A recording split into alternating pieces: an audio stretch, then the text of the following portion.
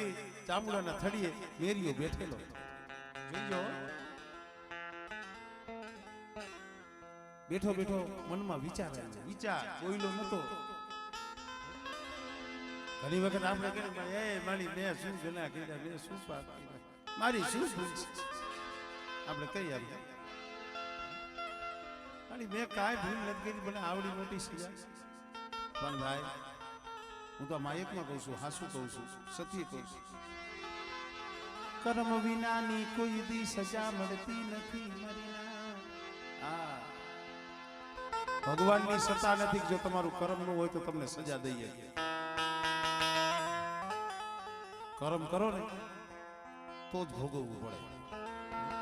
જો સારું કરો તો સારું ભોગવવું પડે અને નરહું કરો તો નરહું ભોગવવું તો પડે જ મારો બાપ